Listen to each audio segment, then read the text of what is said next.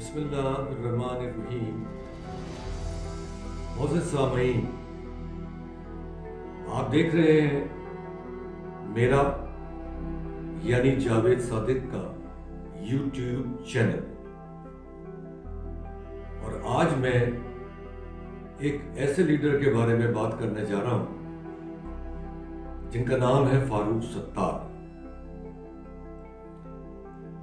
ویسے تو MQM کو حکومت نے یا کسی اور ادارے نے تقسیم کر دیا ہے، کافی وقت ہو گیا اس کو، اور 2-3 گروپ بھی اس میں بن گئے۔ ایک گروپ تو لندن جا کے بس گیا، اور دوسرا گروپ جو ہے چند آدمیوں پہ مشتمل، وہ بہادر آباد چلا گیا اور وہاں اپنے دفاتر کھول لیے۔ غرض حکومت نے یا ایڈمنسٹریشن میں جو بھی ادارے ہیں کنسرن، انہوں نے کمر توڑ کے رکھ دی، اور اب دوبارہ ان کے یکجا ہونے کے مجھے کوئی چانسز ذاتی طور پہ نظر نہیں آتے۔ اس جماعت میں بھی لوگوں نے خوب کمایا، خوب پیسہ بنایا، بہت فائدہ اٹھایا، اور لوٹنے کے بعد کچھ لندن میں سیٹل ہو گئے، کچھ امریکہ میں سیٹل ہو گئے، کچھ کینیڈا میں سیٹل ہو گئے۔ فاروق ستار کو میں کافی قریب سے جانتا ہوں، کیونکہ میں بھی PIB کالونی کا رہائشی ہوں، اور ایک پڑوسی ہونے کے رشتے سے میرے ان سے اچھے خاصے تعلقات بھی ہیں۔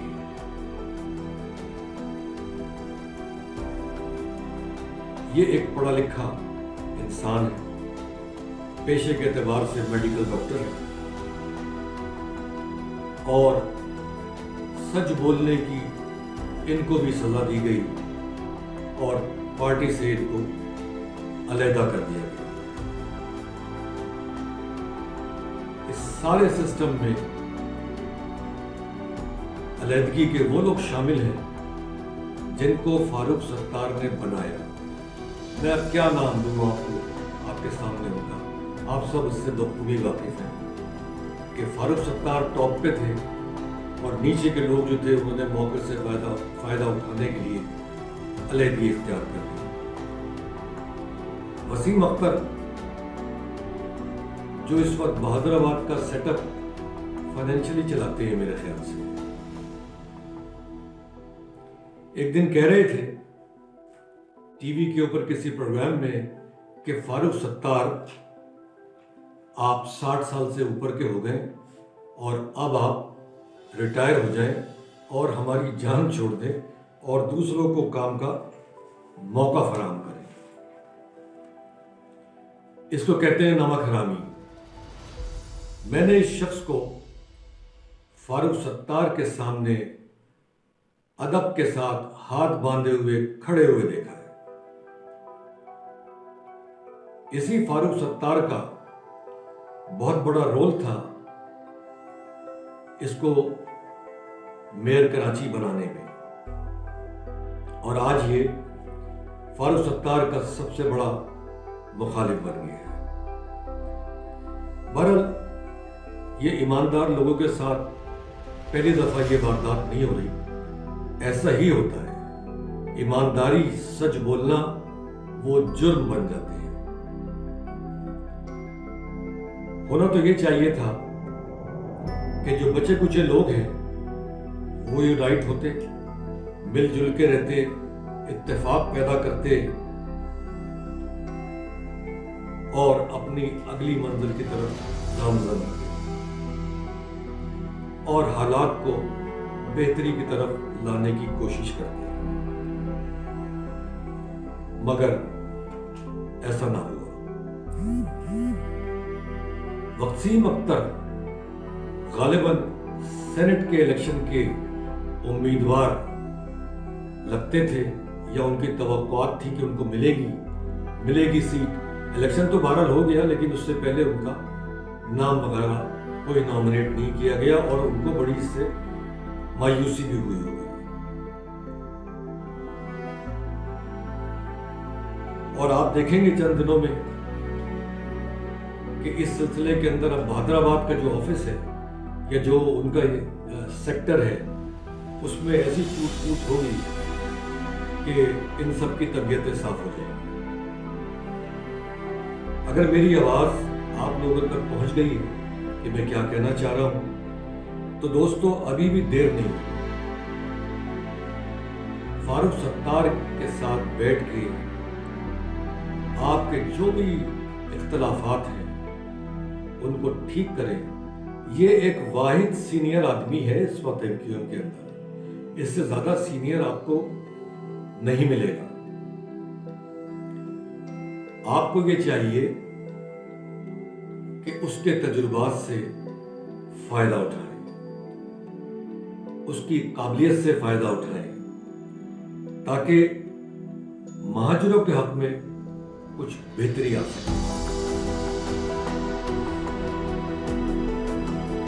लोगों देख लो, तुम्हारी इस कमजोरी की वजह से कैसा कैसा रंग बरंगा सुनी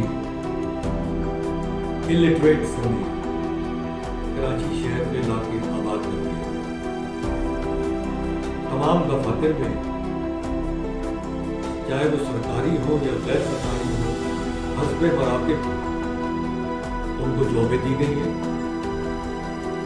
ये लोग जॉबें खरीद के आते हैं, फिर उन जॉबों का जो खर्चा होता है, जो पैसा इन्होंने खर्च किया होता है उस जॉब को लेने का, उस पैसे की यहां आके ये रिकवरी शुरू करते हैं।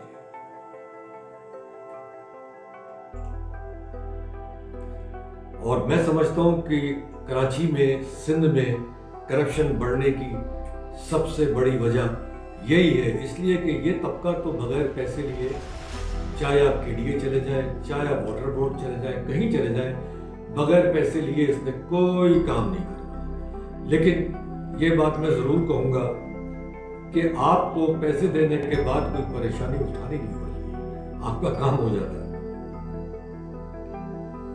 तालीम का देख लीजिए इन्होंने क्या हाल कर दिया, कैसे कैसे टीचर्स स्कूलों में इंजेक्ट किए हैं जिनको धेले की अंग्रेजी नहीं आती। मुझे नहीं पता किस तरह की काबिलियतें थी उनकी, जो वो हायर किए गए। बस वो आते हैं, हाजिरी लगाते हैं, तनख्वाहें लेते हैं, घर चले जाते हैं, और तालीम जो है वो खत्म हो गई। अब कराची में, सिंध में तालीम नाम की कोई चीज नहीं है। मैं समझता हूं फारूक सत्तार में बहुत पोटेंशियल है, और ये सारी चीजें जो मैंने ऊपर बयान की, उन सब पे डॉक्टर फारूक सत्तार की बहुत कड़ी नजर है। अगर कुछ ऐसा हो जाए कि ये मिल जाए, अपने गिले शिकवे दूर कर ले, तो हो सकता है कि मेरे और आपके लिए कुछ बेहतरी हो जाए। लोगों इस ईमानदार और सच्चे इंसान को मौका दो, ये तुम्हारे लिए कुछ करेगा, वरना तुम्हारी औलादें, मेरी औलादें लुट पिट जाएंगी। शुक्रिया बहुत बहुत।